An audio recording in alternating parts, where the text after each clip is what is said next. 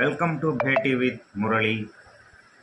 AP assembly ఎన్నికల ఫలితాలు అట్లాగే లోక్సభ ఎన్నికల ఫలితాలు ఇటీవల వెల్లడయ్యాయి. వీటిలో ఏపీలో కనుక మనం చూస్తే వైఎస్ జగన్ నేతృత్వంలోని వైసీపీ భారీ ఓటమి చవిచూసింది.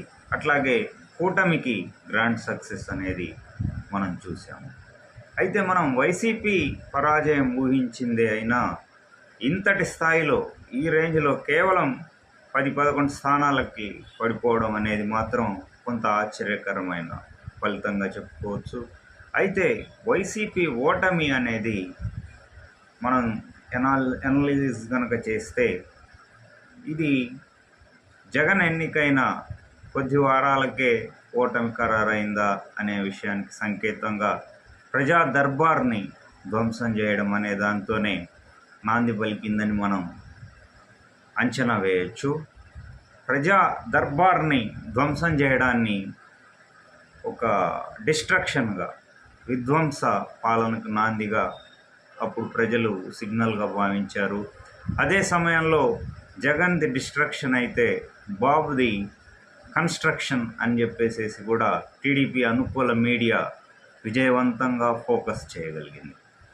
సో ఇది మేజర్ రీజన్ డిస్ట్రక్షన్ జగన్ పాలన అనేది ఒకటి చెప్పుకోవచ్చు. ఇక టాప్ 3 రీజన్స్కి వస్తే మొదటిది డిస్ట్రక్షన్, రెండోది వచ్చేసేసి బాబు కూటమి ఏదైతే ఫామ్ చేశాడో అది సెకండ్ మెయిన్ రీజన్గా చెప్పుకోవచ్చు వైసీపీ పతనానికి. ఆ టైమింగ్ కూడా చాలా కీలకంగా మనం అబ్జర్వ్ చేయొచ్చు. చంద్రబాబుని అరెస్ట్ చేసి టీడీపీ ఖతం చేయాలని చెప్పేసి వైసీపీ స్కెచ్ చేస్తే దాన్నే కూటమి ఫార్మేషన్కి బెస్ట్ టైమింగ్గా తీసుకొని పవన్ కళ్యాణ్ వెళ్ళి రాజమండ్రి జైలు దగ్గర కలవడం, కూటమి అనౌన్స్ చేయడం, వాళ్ళతో పాటు బీజేపీ కూడా కలిసేలాగా ప్లాన్ చేయడం, ఈ డెవలప్మెంట్స్ మొత్తము వైసీపీకి మాత్రం భారీ షాక్గా తగలబోయే భారీ షాక్ సిగ్నల్గా చెప్పుకోవచ్చు. ఈ రెండు టాప్ 2 రీజన్స్ అయితే ఇక థర్డ్ వన్ వచ్చేసేసి ఇదే మేజర్ రీజన్గా కూడా చెప్పుకోవచ్చు. జగన్ ఏం భావించాడంటే వెల్ఫేర్ మెజర్స్తో డైరెక్ట్ మనీ ట్రాన్స్ఫర్ చేసి పేదల మనసు చూరగొనాలి, అన్నీ మీ ఇంటి దగ్గరికి నేనే ఇస్తాను ప్రొవైడర్గా ఆయన తనకు తాను ఊహించుకొని బటన్ మీటాడు. దాంతో ఓట్లు కూడా ఈవీఎం బటన్స్ వచ్చేసి గుంపగుత్తగా పడతాయి అని చెప్పేసి ఆయన అనుకున్నాడు. అయితే అదే సమయంలో డెవలప్మెంట్ మీద మాత్రం పెద్దగా ఫోకస్ లేదు.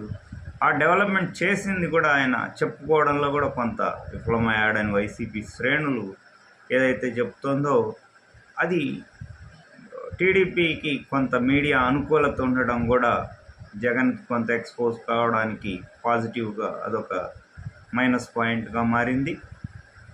ఏదేమైనా ఈ 3 మేజర్ రీజన్స్ వైసీపీ ఘోర పరాజయానికి కారణాలుగా చెప్పుకోవాలి.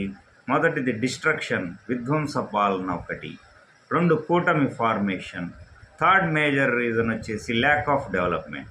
ఓన్లీ సంక్షేమం, అవ్వాతాతలు, అక్క చెల్లెలు వీళ్ళ మీద ఫోకస్ అయితే పెట్టాడు, కానీ దాన్ని కొంత కన్స్ట్రక్టివ్గా అదే సమయంలో అభివృద్ధి మీద కూడా కొంత ఫోకస్ కనుక పెట్టినట్టయితే ఇంతటి ఘోర పరాజయం అయితే మాత్రం ఎదురయ్యేది కాదు. అట్లాగే పోలవరం ప్రాజెక్ట్ మీద ఏమాత్రం శ్రద్ధ కనపరిచినట్టు లేదు. అది అసలు ఎప్పుడు పూర్తవుతుందో చెప్పలేమని స్వయంగా ఇరిగేషన్ మినిస్టరే చెప్పాడు. సో ఇవన్నీ ఒక రకమైన అభివృద్ధి నిరోధక చర్యలుగా ప్రజలు తీసుకోవటం, అట్లాగే జనసేన బీజేపీ టీడీపీ కలయిక వాళ్ళకి ప్రజల్లో ఒక గట్టి నమ్మకాన్ని, నైతిక స్థైర్యాన్ని ఇవ్వడంతో వైసీపీ కోటల్ని బద్దలు కొట్టొచ్చు అనే కాన్ఫిడెన్స్ పబ్లిక్లో కలిగించే విధంగా వాళ్ళు విజయవంతంగా ఆ ప్లాన్లో సక్సెస్ అయ్యారు.